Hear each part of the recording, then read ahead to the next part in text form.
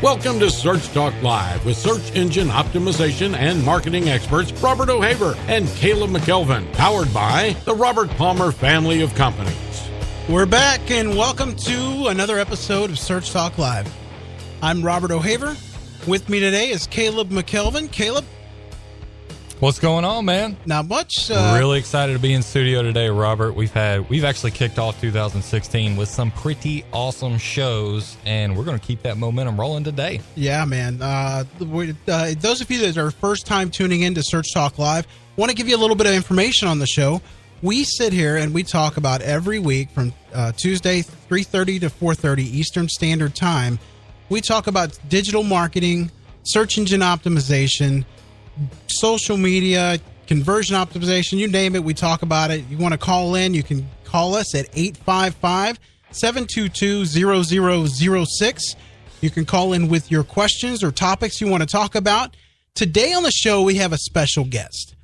And this guy lives and breathes search engine optimization and anything to do with Google or search engines in general, but mostly Google.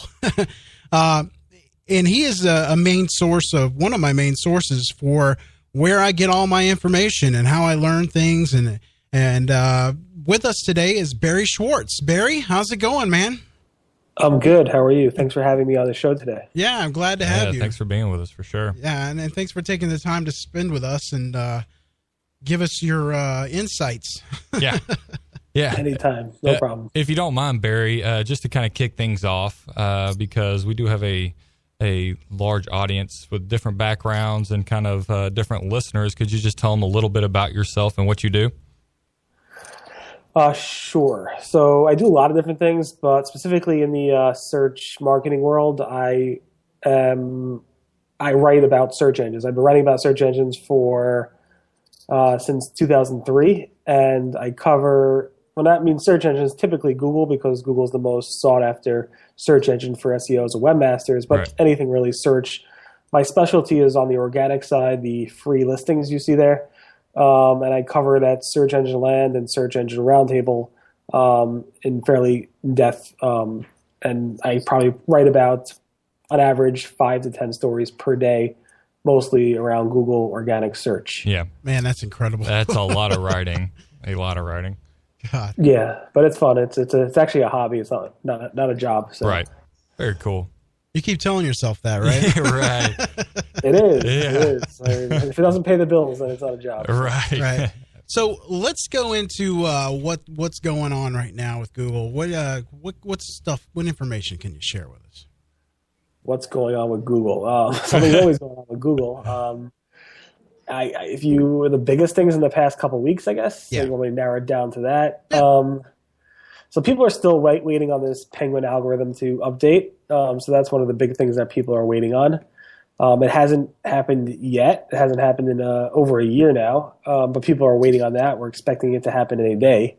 Probably one of the biggest things that happened over the past week or so is that Google's head of search, Amit Singhal, has announced he's retiring towards the end of this month. Yeah, that's crazy. He pretty much is, any search you do in Google, he's pretty much the brain behind it. Obviously, there's a lot of people working with him and under him. He was Matt Cutz's boss. Still is Matt Cutz's boss until he retires. And he's basically, anything search related to Google, he was in charge of it. So he announced he's retiring after 15 plus years of being with the company, which is probably fairly big news in terms of the Google world. But definitely have people who could, fill his void, hopefully, and continue to make Google a good search engine. So that's probably the biggest news. I was pretty shocked to hear it. I didn't expect it. But he's been there for 15 plus years. He obviously doesn't need the money. He was there pre-IPO. But I'm still a little bit shocked. I'm sure he's got a really nice retirement being there at the beginning. Yeah, definely. So, I mean, I'm sorry, go ahead.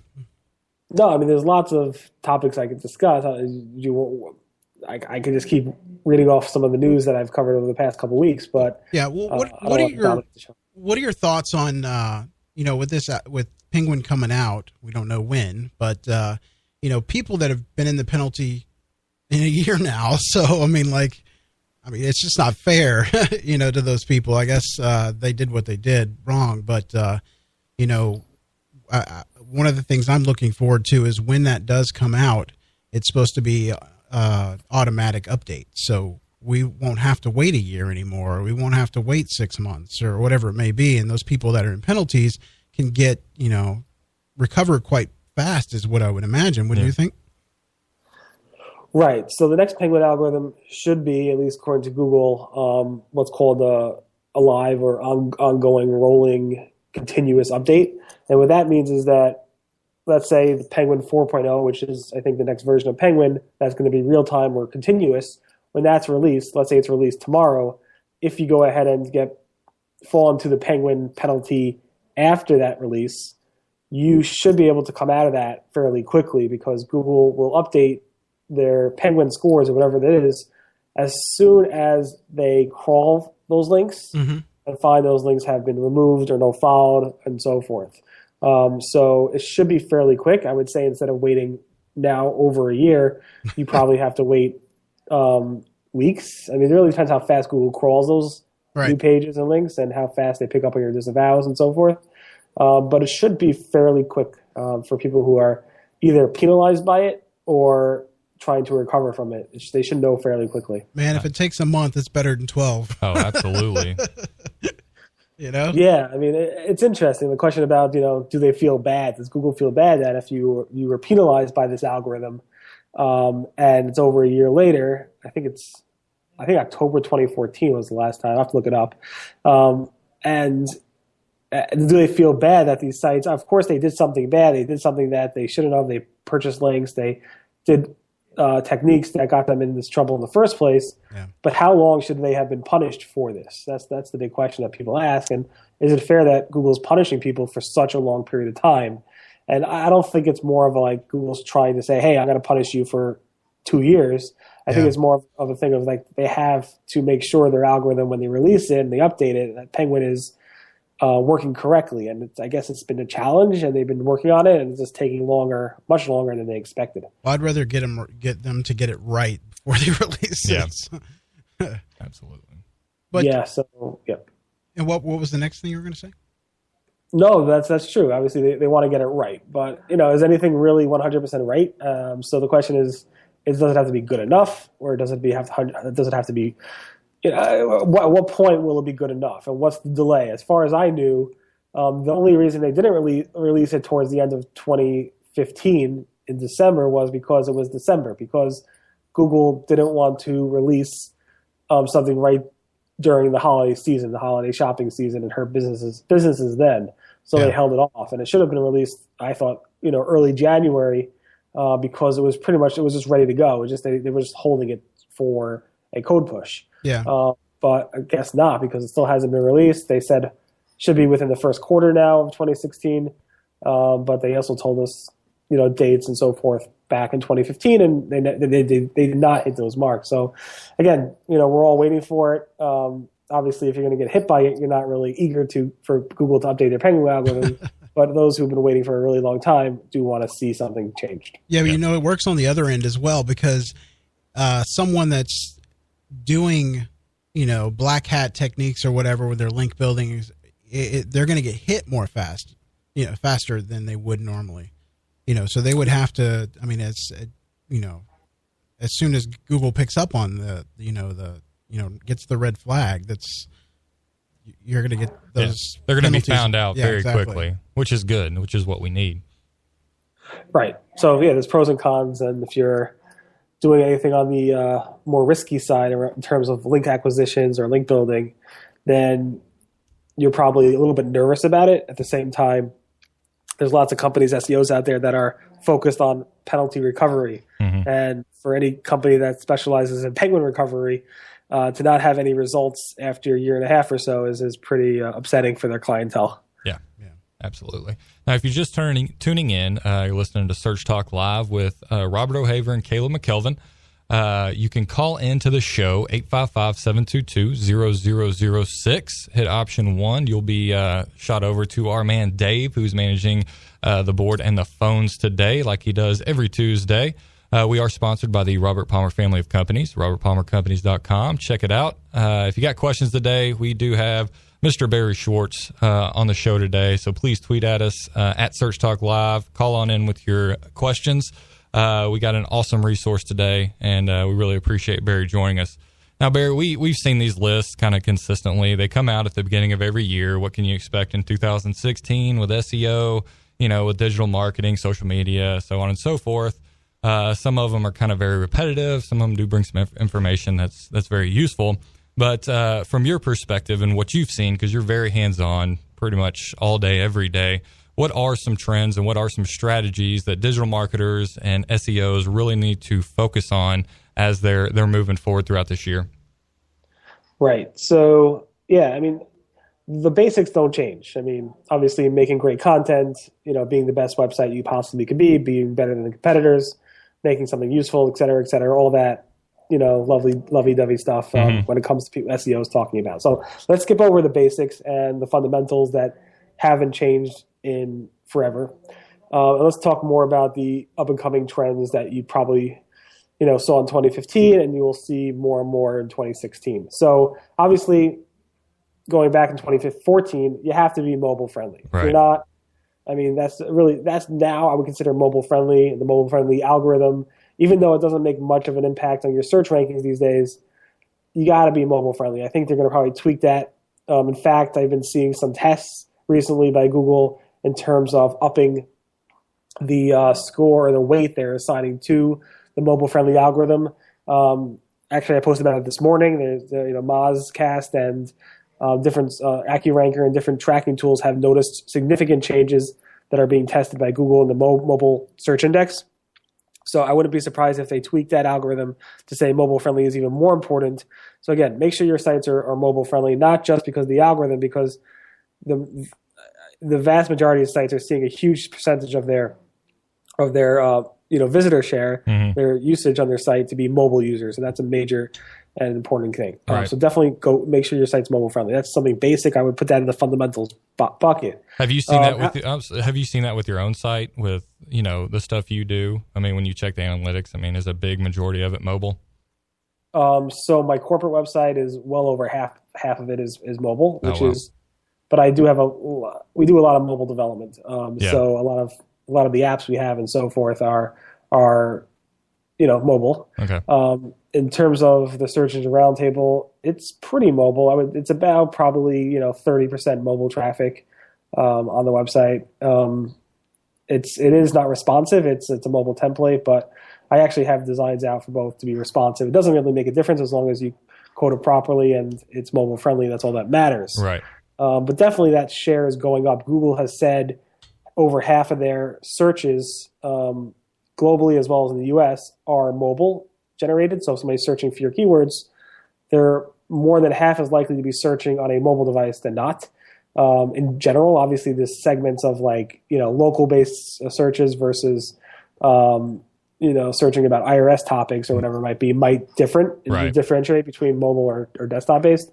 But in general, over 50% of the searches that are happening on Google, both in the US and globally, are over mobile devices, which means a lot of your search traffic going to your website is going to be probably about half or more of mobile users. Yeah. So that's the basics, and you should definitely be mobile friendly.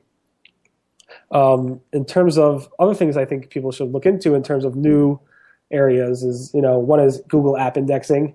So that's where if you have a mobile app, Google's been pushing pretty significantly the Google App Indexing API, especially in 2015, and probably going through 2016. They're constantly enhancing their developer tools and so forth to make sure app developers can actually go ahead and get their content that's behind an app that's not necessarily on the web. We get that content that's behind this app directly into the search index so that people search on their mobile results both on iOS and on Android. They can hopefully click on a link and get driven directly to the app. And there's ways to get app-only content directly in the Google search index. And there is a slight ranking benefit to using the app indexing API as well.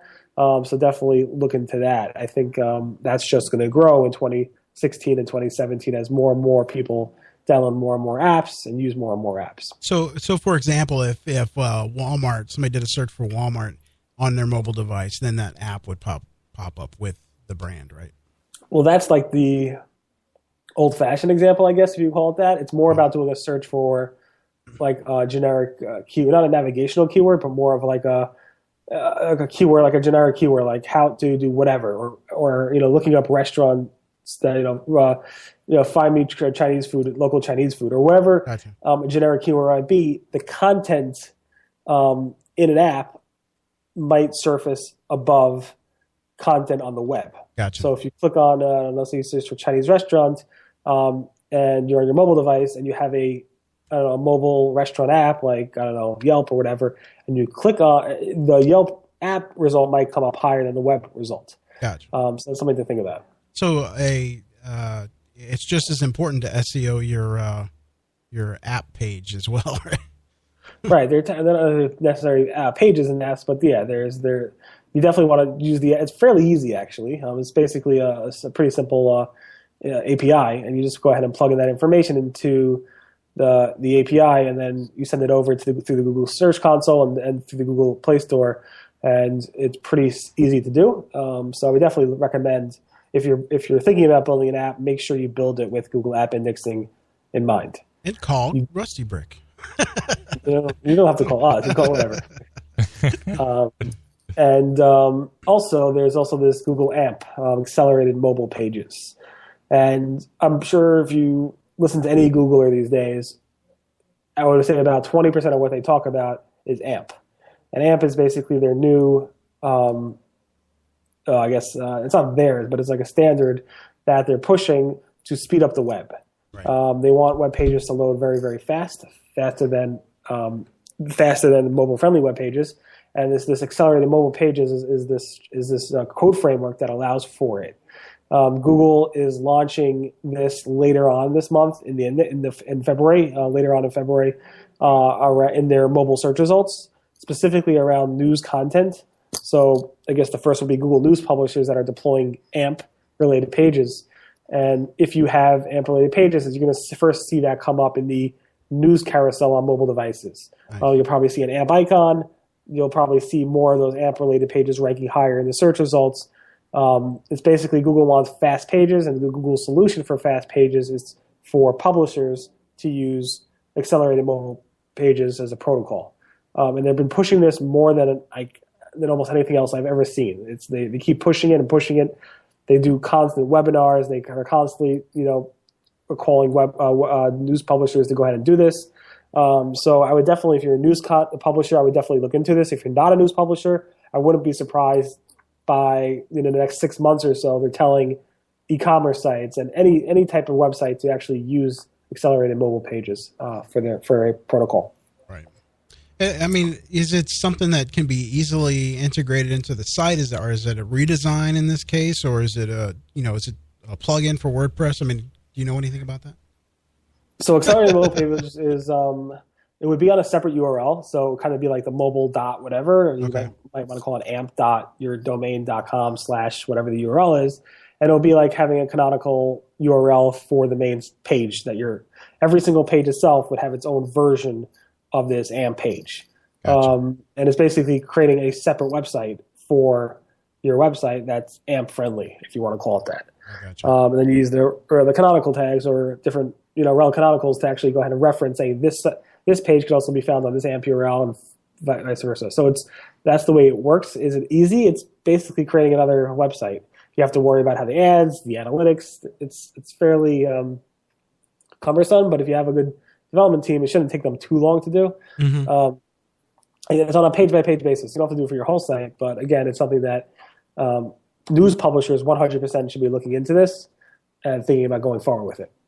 Yeah, and that could be cumbersome if you already have a responsive template, or design for your website.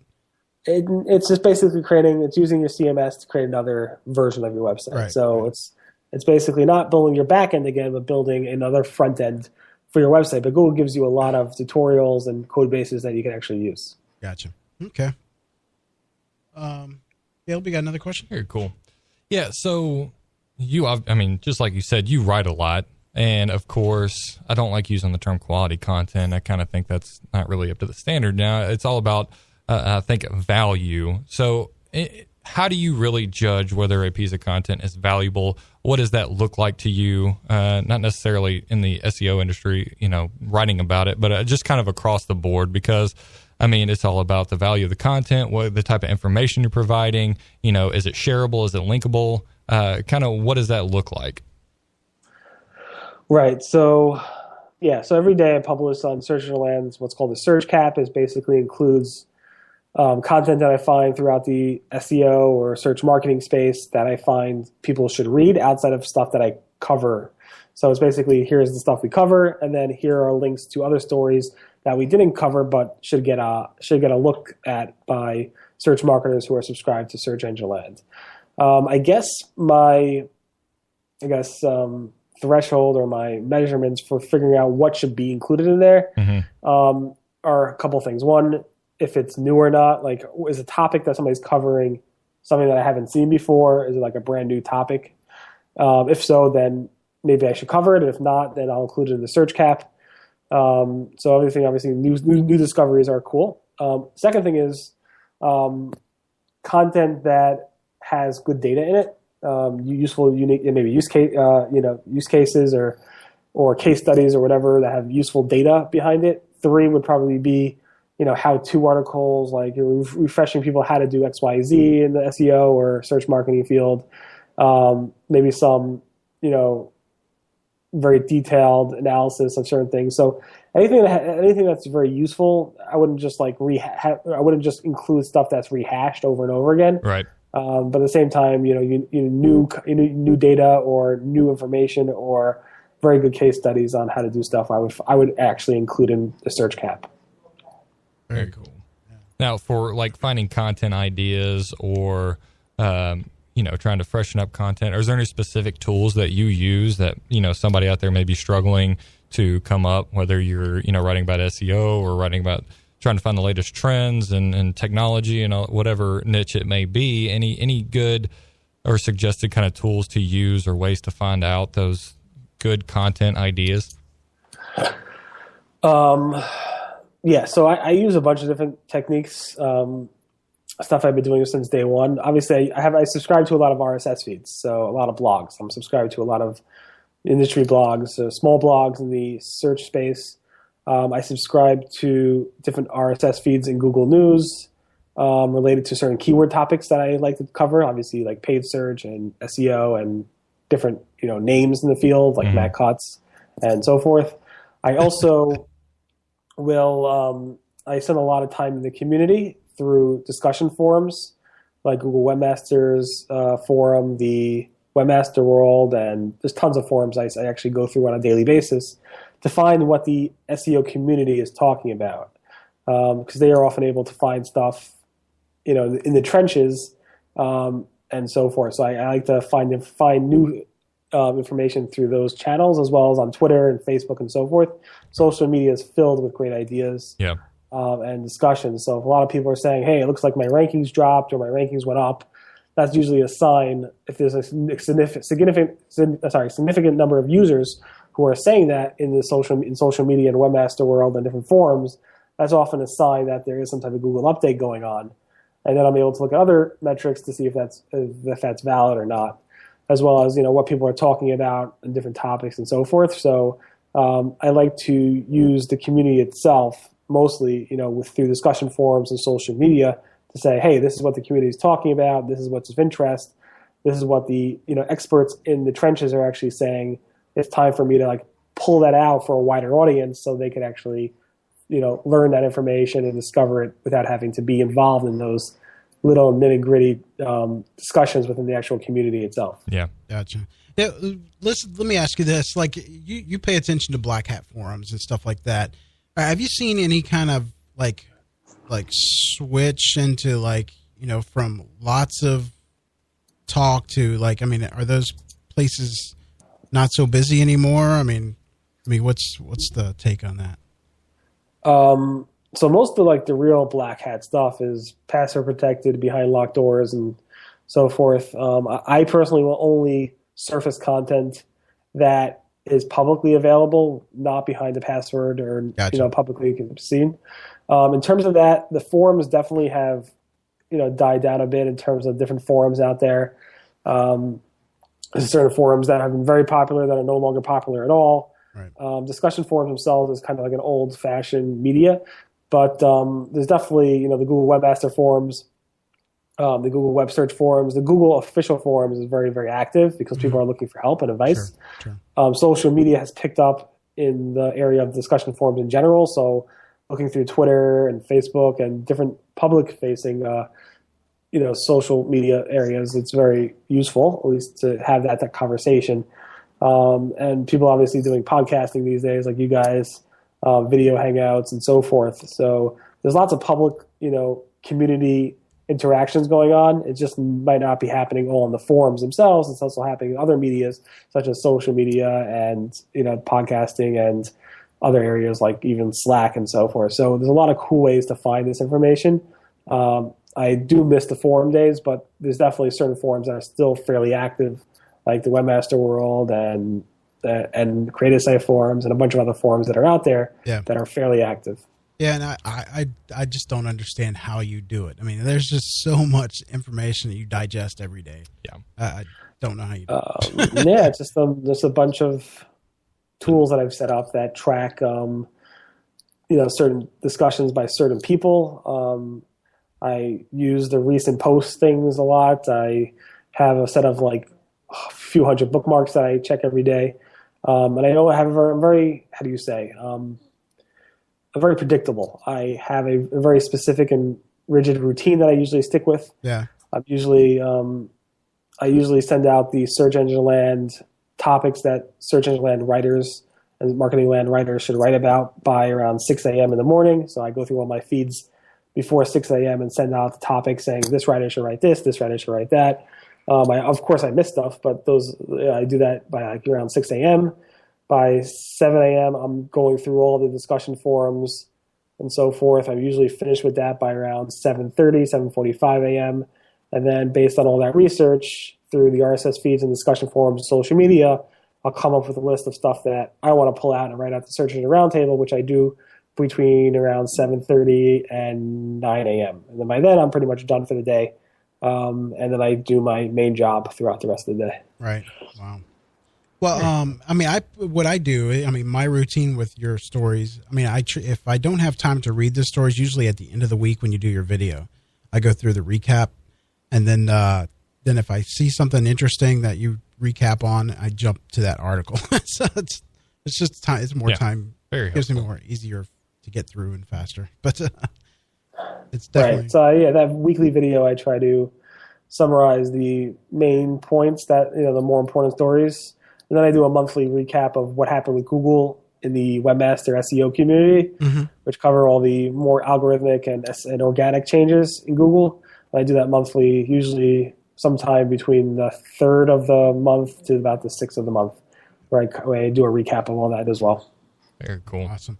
Yeah, you got another question? No, I was just going to say, if you're just tuning in. If you're just tuning in, you're listening to Search Talk Live with Robert O'Haver and Caleb McKelvin.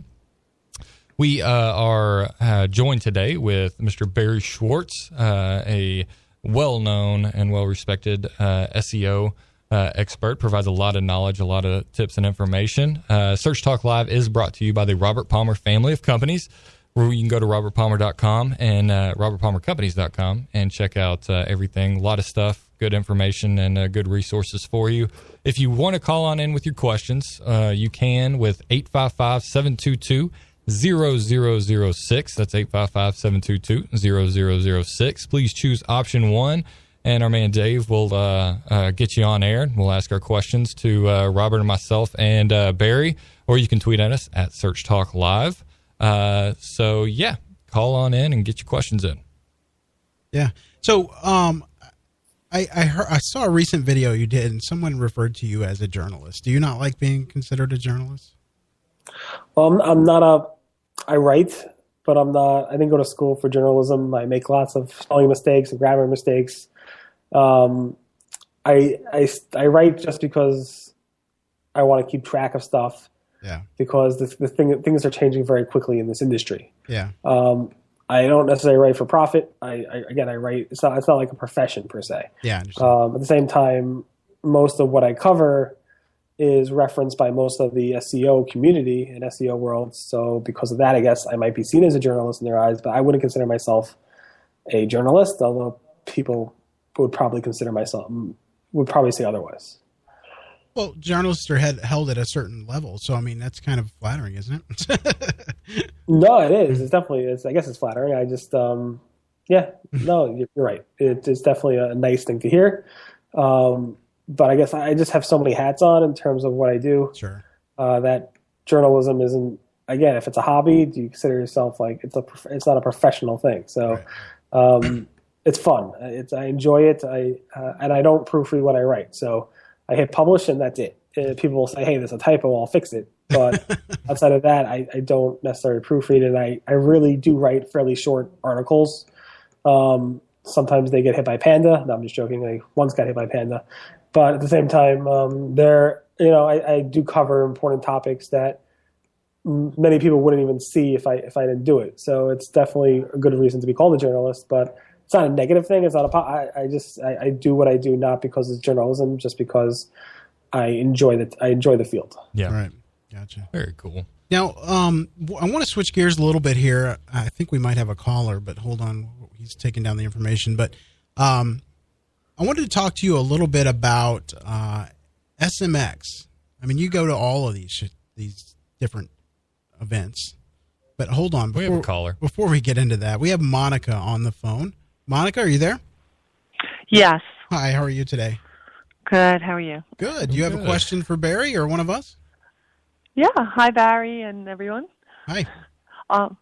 Yes, I wanted to ask, in terms of safe link building in 2016, in light of this new algorithm coming out, and if you have any inside tips, and what do you feel about social bookmarking and its role in helping with building quality links, if that's still relevant in 2016? It's dangerous. I wouldn't. I think John Mueller from Google said, pretty much any link building these days is not really in accordance with their Google guidelines, because the purpose, depending on how you define link building, is to really improve your rankings in Google. Yeah.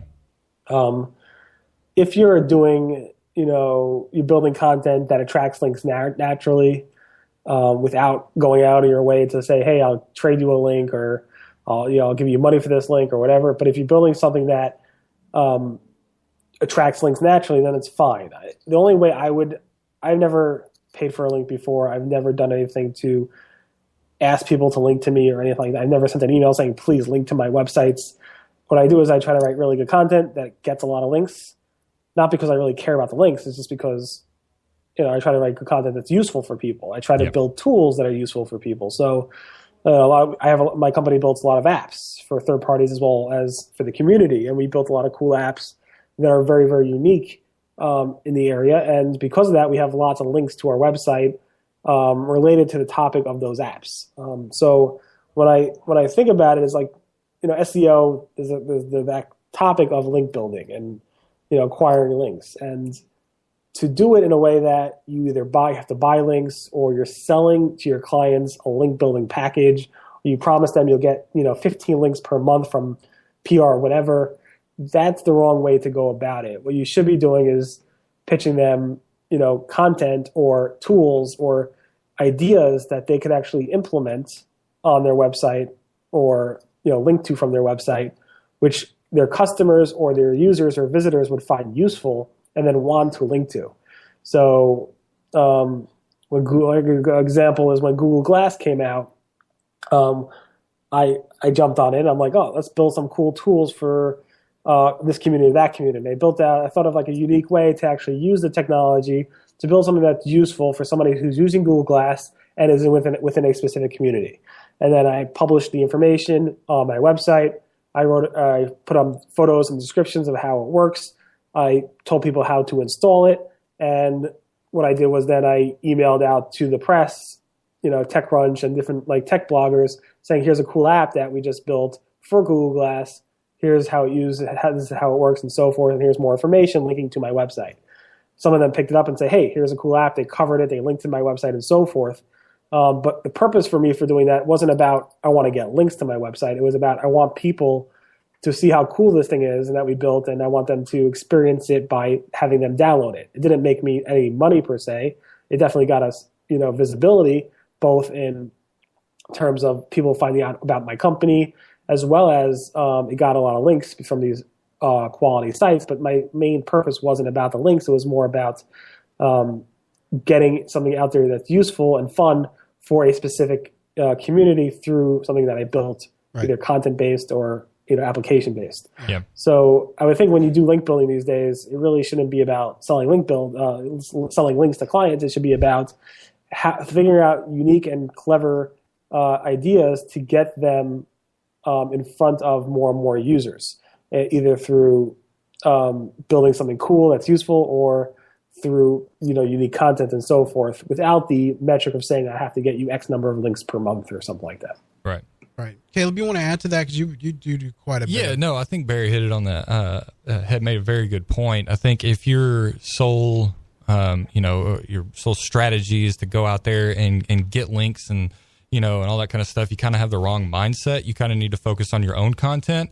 Now, you can use tools and use other things to see maybe what the major influencers within your niche, what they are linking to, and that can give you some direction on the content you should be creating on your site, and maybe they're missing some things, or maybe you can focus on a specific topic or pull something out.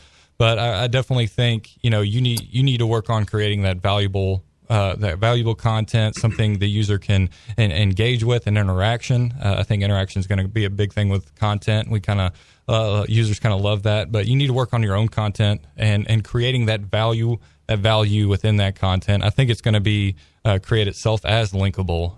There's certain things I still think going about the right way and doing, if you can write content for another site within your niche that's relative to that, if you can start that conversation, maybe you have an awesome topic, that might not be a bad way, but it has that value to it. It's nothing, not getting a link just to get a link. That's a kind of a bad mindset to have. And so, there's our certain things that I write for, and, I get a link back to my site and stuff like that. So that's one way of doing it. But social bookmarking, definitely a no. And other ways of doing it, no. You really need to focus on your own content. And if it's not being linked to, you might not be providing that value within your niche for the user, for others in your industry, for you to be a valuable resource. And, that's one thing you kind of need to evaluate and kind of take a step back and really see where you need to move forward with your content and what you have going on. All right. Does that answer your question, Monica? Yes, excellent. Thank you very much. Yeah. Thanks for calling in. Absolutely.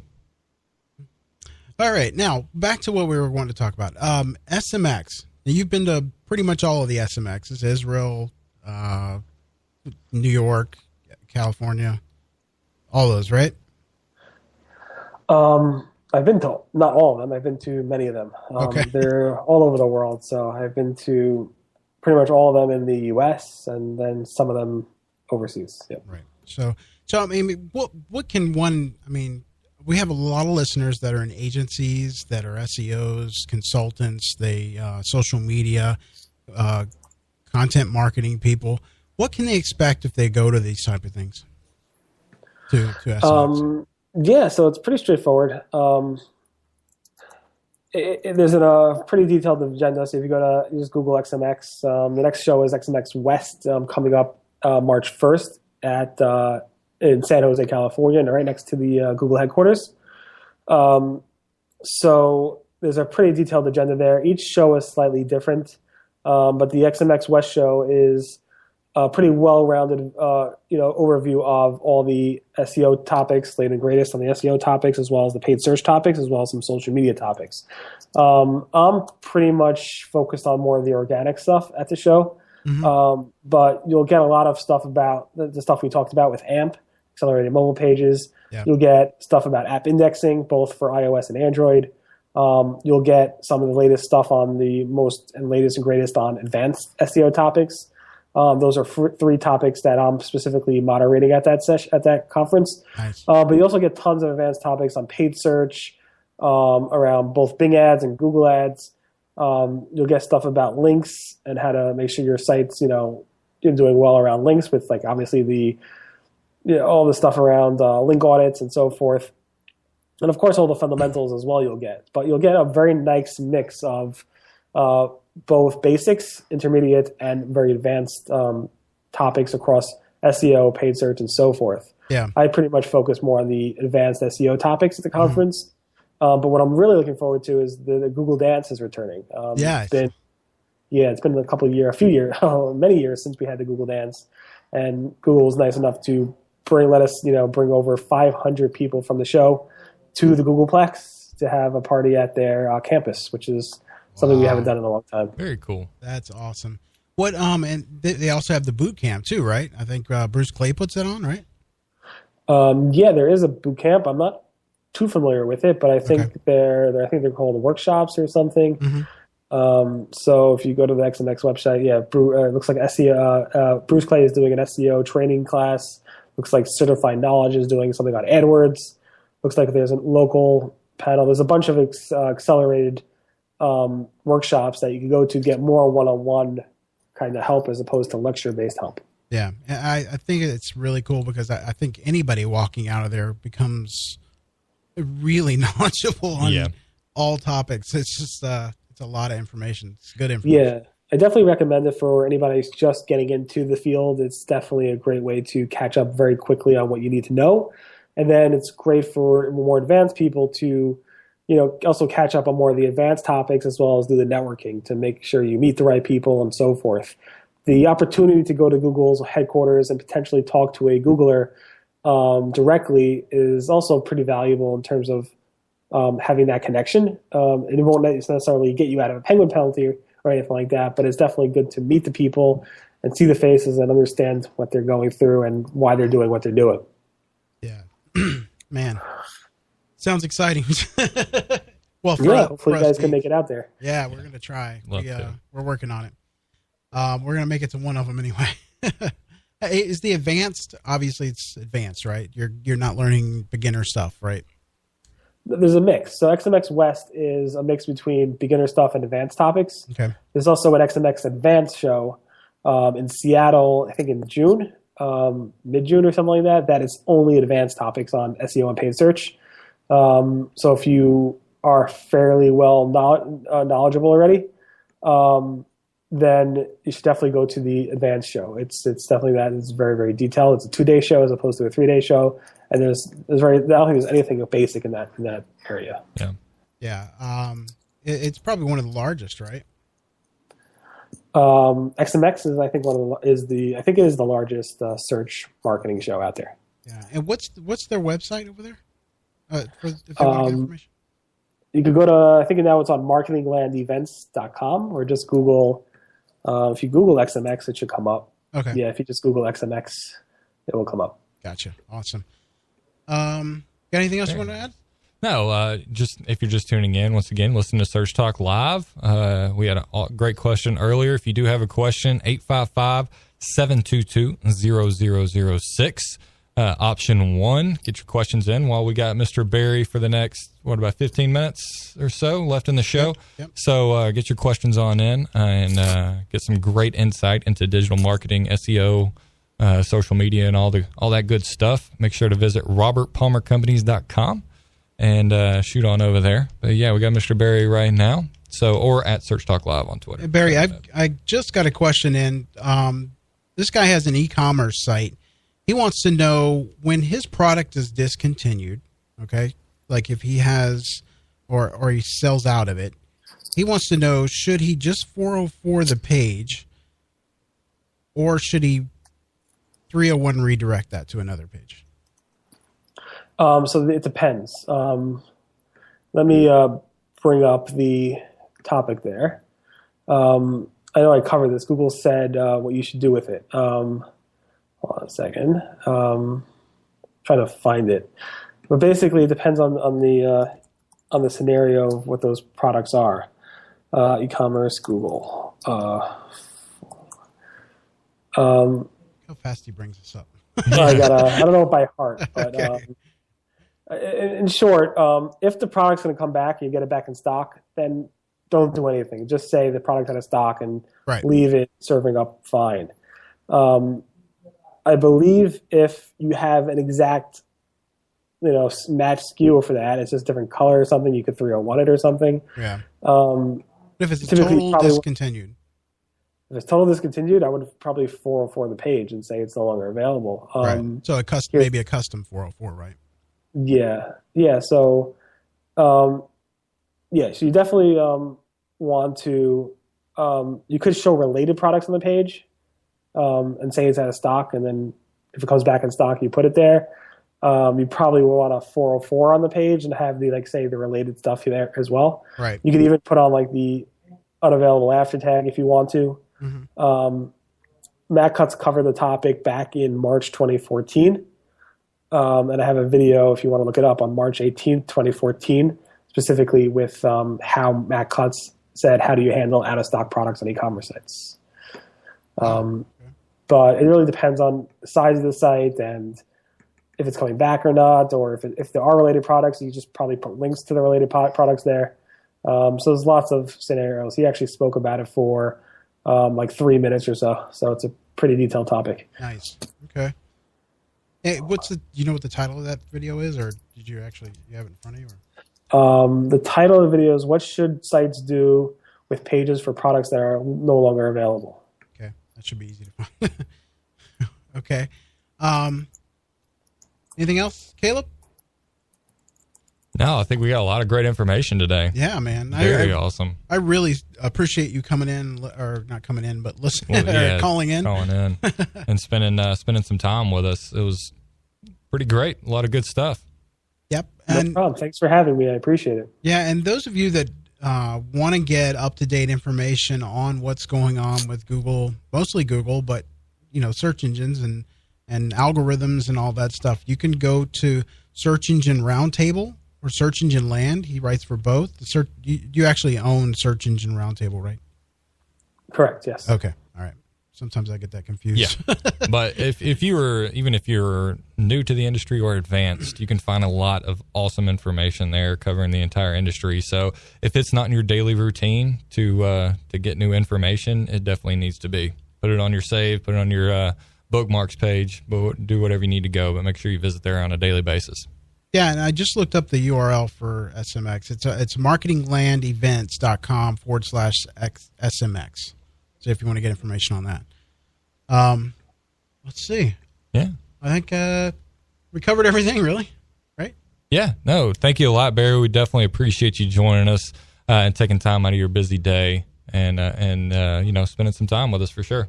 Yes, and those of you that, like I said, are tuning in for the first time, you can catch us every Tuesday, 3:30 to 4:30 Eastern Standard Time. That's 12:30 Pacific Standard Time. Can't do that right, okay? Pacific. But yeah, and our next guest next week. Who do we got on next week? Let's see. Hold on. Search Talk Live. Good thing I have a calendar. Hold on one second. Load. Yeah, let's see. We got Bruce Clay, the grandfather of SEO. But, we have 10 more minutes. I'm sorry. So we're not over yet. But, yeah, tune in next week for Bruce Clay next week. Yeah, absolutely. And let's see. Barry, you still on? Yeah, I'm here. Yeah. Okay. Did you have anything else you wanted to cover, topic-wise? I thought we were at the end of the show. Sorry. What do I want to cover? There's tons of topics going on. What might have surprised me a little bit, I guess, if you want to talk about SEO, is that Google, for the first time in a really long time, I think about 15 months, has issued. They used back in 2014 or so, it was very popular for Google to actually go ahead and do these network-wide link penalties, slapping large link networks in the U.S. or in Germany or in different countries or regions, and they really went silent on that in 2015. They haven't done major public announcements saying we are penalizing a link network in this region or that region. And just last week, they went ahead and actually issued a announcement on the Google Japan blog saying they issued a link network penalty for a major link network in Japan. Wow. And I was a bit surprised by that because, again, we didn't have anything like that in a while. And one is I thought maybe these people aren't participating in these link networks anymore. But I guess that's, foolish for me to think so because whenever there's easy money to be made and people are looking to cheat the system, they'll try anything. And because of that, people are still participating in these things. And the lesson learned is that you should be really, really careful about your link efforts because if you try to take shortcuts or trick the system, eventually it might come back to bite you. It might take years and years, but it will end up catching up on you one day or another. Was it a PBN or something? They didn't say. They said it was just a Japanese link network. They didn't mention a PBN, a public blog network, but they definitely went after public blog networks in the past. Right. I don't think this was specifically a PBN. Okay. Gotcha. And what was the I saw today about a plugin that was causing manual penalties? Right. So that was basically if there's a bunch of people use WordPress, if they're using a rich snippet or structure markup data plugins to add rich snippet or structure markup to their website automatically. Mm-hmm. There's several plugins for WordPress that do this. Google's been cracking down on them because these plugins pretty much add rich snippets or structure markup to all your pages. And not all your pages really should have the structure markup. Your homepage probably shouldn't have reviews structure markup on it or product structure markup on it. You want the landing pages to have the structure markup and not your home pages or category pages and so forth. And what Google's been cracking down on a lot is people who are just putting this everywhere in order to get the richer snippet in the search results so that they can have a higher click-through rate. And Google's been cracking down on this for a while, but there was a nice surge or a significant surge in the number of manual actions around spammy structure markup over the past month or so. And it came down to people investigating this and saying this is probably related to these four, I listed the four WordPress plugins around the recipe plugins and so forth. So be careful whenever you install any of these SEO plugins that you're really understanding what it does and what the consequences could be from using those. Yeah, I would imagine that something like that is not done on purpose, I mean, there's it's a plugin, let's use it. So Google's basically telling them, hey, you have this spammy stuff on your site, here's this manual action, take action on it, and submit a reconsideration request, and we'll put you back. But it's not like they are I don't think they're removing the site from the index. It's more of they're removing their rich snippets from the index, which I think I could be wrong, but I'm pretty sure it's not like, hey, we're removing your website. Right. So it's not that drastic. Well, I mean, it's pretty drastic if it's a manual penalty, It's a manual action. It could be you get manual actions for things like your website's hacked and stuff like that. Google has to protect their search quality, and they will do certain things to do so. They don't want hacked content on their site. They don't want sites that are manipulating or showing the wrong data. Like if you're showing review snippets on your homepage and you have no reviews on your homepage, that's just not right. It's not quality for the user experience for the searcher to see reviews listed for somebody's homepage when it doesn't actually have any reviews when you click through.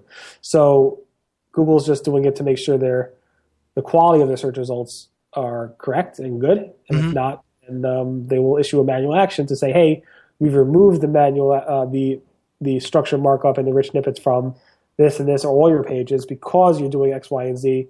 Fix the problem. Here's how to fix it.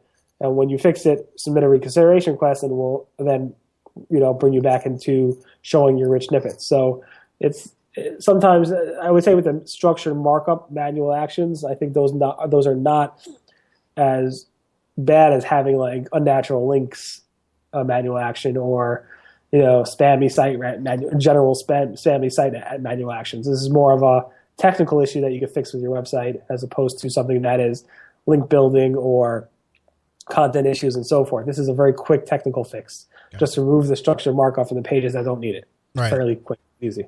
So, I mean, it's not a manual penalty, right? I mean, it's not like you have to resubmit your site after you've taken it off. There's there's two types of penalties you can get in Google. One is a manual action, Right. which is issued through Google Search Console, and it's manually given by a Googler who reviews your website. And two is a algorithmic action or penalty, like Penguin or Panda. And any manual action, you're in the SEO business, I'm sure you know this, any manual action is issued through Google Search Console, and that's applied by a Googler, a specific person that works at Google that saw you doing something you shouldn't be doing. And that's manual. Any of those could be resolved by submitting a reconsideration request after you take the necessary steps to revoke that, to reverse that, action. Mm-hmm. Penguin and algorithms and stuff like that, like Panda and so forth, there is nothing you could do to submit a reconsideration request. You have to wait for the algorithm to rerun, and that's what we were talking about with Penguin earlier in the show.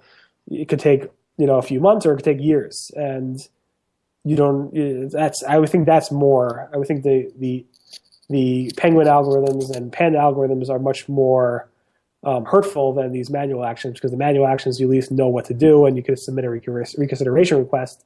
But with the automated actions or the automated penalties like Penguin and Panda and so forth, that's a little bit more up there. There's no confirmation. You don't know why your rankings dropped. Right. At least with this, you actually get hey, your rankings dropped, or your search results were changed because of X, Y, and Z. And that goes back to the importance of having Search Console used on your site, right? Yes, definitely. Yeah. Anybody, webmaster should definitely have a Search Console. Should definitely verify your website with Google Search Console. Yes. All right, Barry, I think we're going to end the show up. And again, I thank you for being on. Yes. I'll talk to you later on Hangouts, but I appreciate you joining the show. Yes, thanks, Barry. Lots of good information. We appreciate it. Tune in next Tuesday at 3:30 to 4:30 Eastern Standard Time. Yes. We're going to have Bruce Clay on. Gonna be a good one. The actual guy that coined the phrase search engine optimization. So, this guy's got some insights. Absolutely. Thanks again for joining us. Y'all have a good rest of the week. We'll see you next Tuesday. Thanks for your support. Search Talk Live is a presentation of the Robert Palmer family of companies.